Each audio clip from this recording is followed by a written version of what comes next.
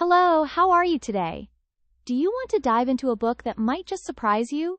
Whether it becomes your next favorite, or one you might skip? Let's find out what readers are saying about it. Ali Goodwin, who has 1,179 likes, says, 5 freaking stars. So good. If you told me I would have given this book 5 stars at the beginning, I wouldn't have believed you. I was so confused the first few chapters. But then the confusion cleared and this book gave me all the feels Fourth Wing gave me. The romance. The way Xaden would die for Violet. I will never get enough of this man. The way Violet would do anything for the people she cares about. I love her my whole heart, and the fantasy. We get to go all over the map in this book, which was so cool to really explore the world. And there were so many twists and turns. Especially at the end. I wish I could read book 4 ASAP, but alas, I will be sitting and waiting not so patiently for the next book. Yana, who has 1,607 likes, says, 7 stars. Listen when I tell you this, I am so fucking serious. This is hands down not only the best book in the series by far, but the best book that I have ever read. Rebecca delivered with this one. The banter, the plot, the character development 110ths. I read this all day. In one sitting and under 24 hours, and I literally might never read a book that can be on the same level as this.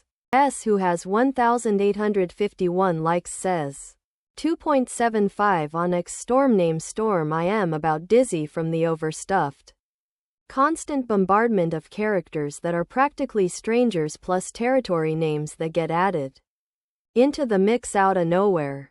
'Cause honestly, who da fuck? Where da fuck? Da fuck you? At times you couldn't even tell if it was a place, person or somebody. Dragon, Griffin or Rat Mama, pick me up. What happened to hello?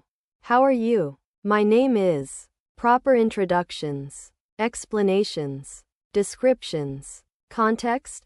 There is barely if any characterization in not all but majority of the side characters. Gun to her head without research or rereading back. Tell me who or where exactly half of these NPCs spawned.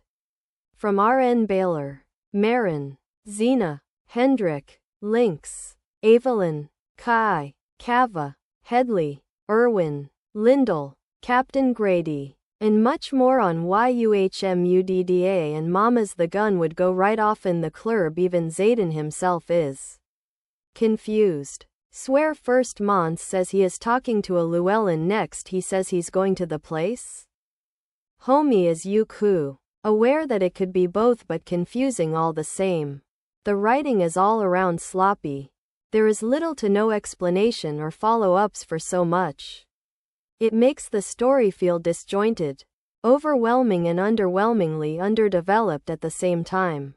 The pacing is uneven, slow yet crammed with abrupt events and poorly explained political stakes, dynamics that leave you feeling disoriented and detached. Found myself skimming over words and having to look back to fathom what was really going on or being said. Tweakin' if I turned dyslexic. He noticed, criticized and felt most of this in Iron Flame as well.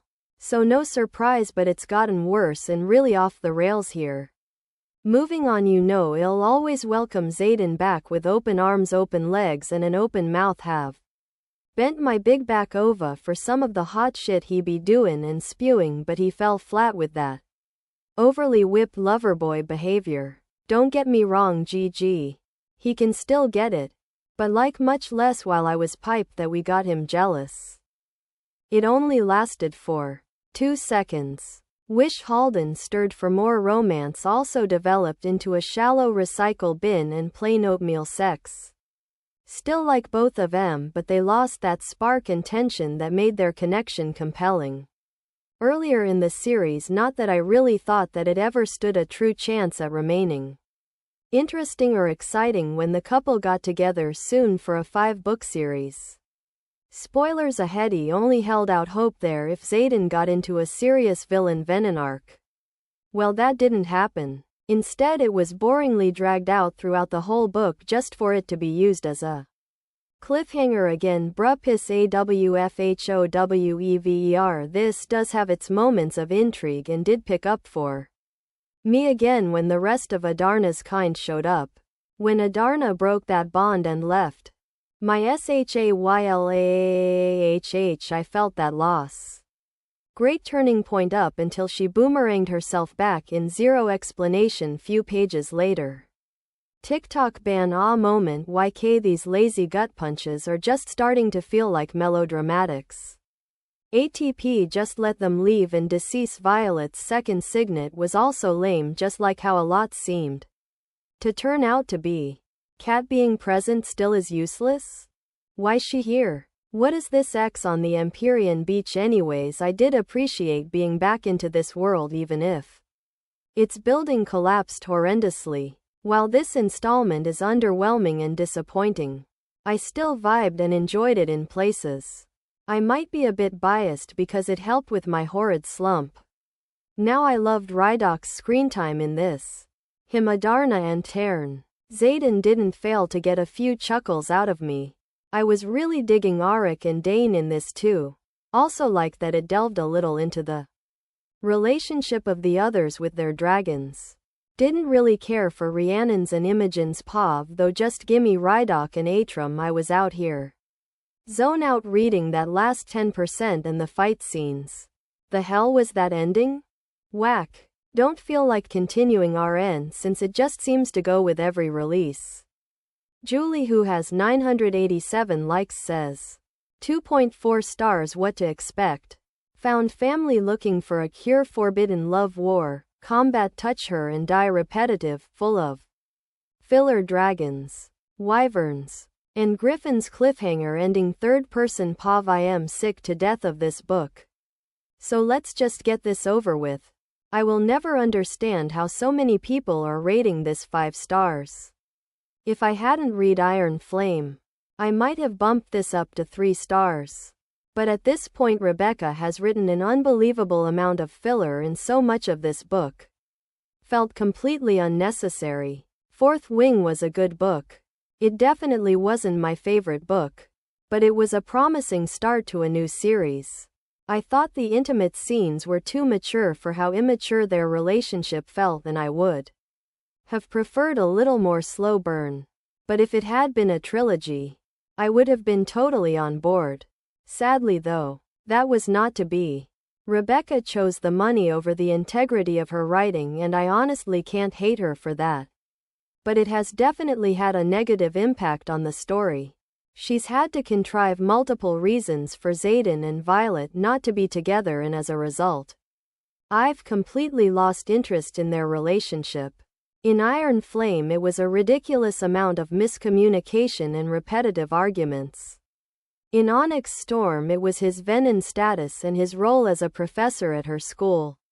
All of it was made up BS to make up for the fact that they got together way too early on for this to be a 5-book series. Then we have the incredibly repetitive 527-page plot of Onyx Storm that resulted in almost nothing. Violet is so adamant that she be in charge and demands that they take a specific course of action. That amounts to nothing more than a complete waste of time. Just a big dragonback road trip with her pals that convinced literally no one to support their cause and got people killed along the way. The beginning was so info-dumpy and there were way too many places and characters. I am seeing tons of people talking about Rydok being so dreamy and funny, but I couldn't tell you a single thing he did or said the entire book. The writing was so bogged down by extraneous details that I think my brain just kind of shut off some of the time. Of course Rebecca had to end on a cliffhanger with a bunch of vague details she's gonna tell us amount to answers we already know. I am tired of her trying to peddle her poor writing as Easter eggs. Not even the dragons held any interest for me in Onyx Storm, and they were the stars of the previous books in my opinion. Adarna acted like a sullen teenager, and Tern didn't have nearly enough grumpy lines. Or enough lines in general. The craziest thing about all these 5-star reviews is that almost everyone I know in real life has had a difficult time finishing this book or has said that they feel they need to reread it to fully understand the plot. If this is you, I just want to say that it's not you. It's the book. If you loved this book, I am happy for you. But I do not understand. XX pre-read. There's a really twisted part of me that wants Violet to end up with Dane just to watch the whole internet implode. Muahaha, finally diving in. I hope it's not as confusing as people are saying it is, because I definitely did not do a reread. ID need to be paid to reread Iron Flame. Manas, who has 1907 likes, says, I need Imogen to use her powers and wipe all of my memories from this shit. I am giving only one disclaimer. If you are going to be a smartass in my comments. Blocked Plus reported. I am so done with all of these stans coming in and harassing and borderline abusing me and my friends for not liking this book. If you like it, good for you. This is a reflection of the author and her craft, not other readers. Read whatever you want and leave the rest of us alone. World building plus magic system. The politics of this world, or lack thereof, is so jarring.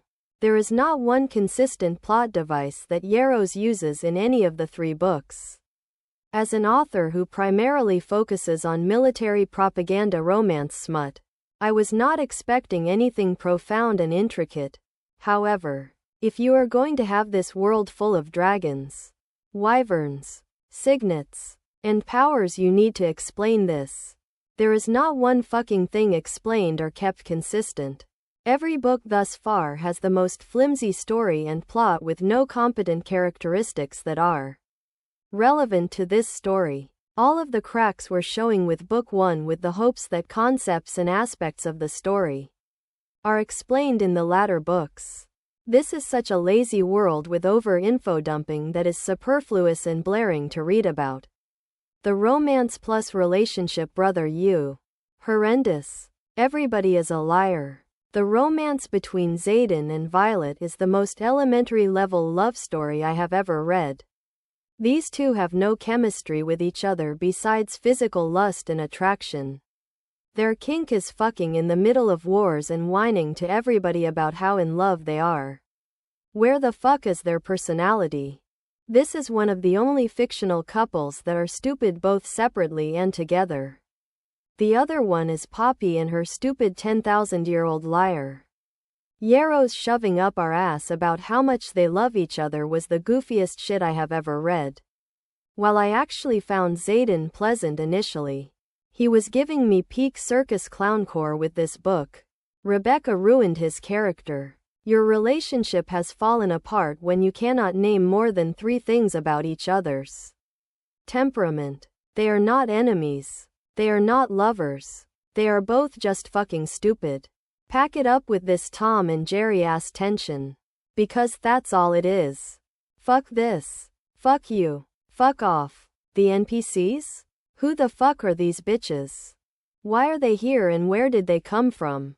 There is an INSANE level of info dumping of zilch with the most useless characters that have no purpose being here. This is a pure example of authors not knowing what the fuck to write.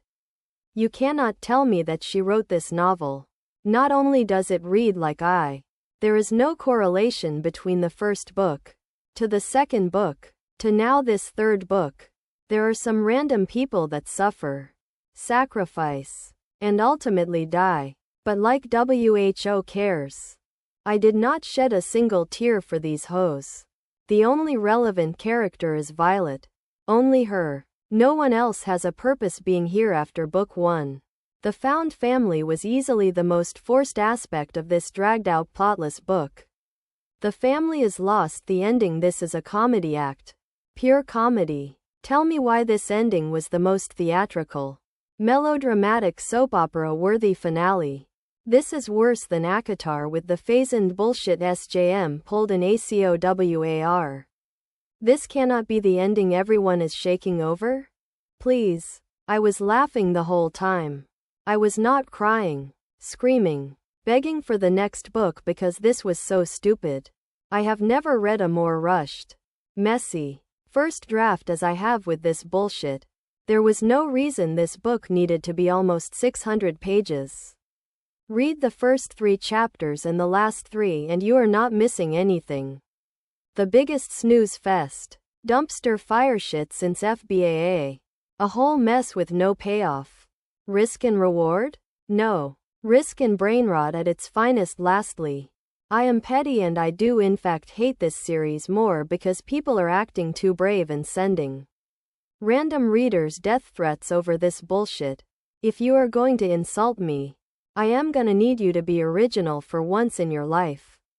This was the equivalent of fast fashion with the same recycled covers that she milks for all the cash. Errant tomfoolery on crack cocaine.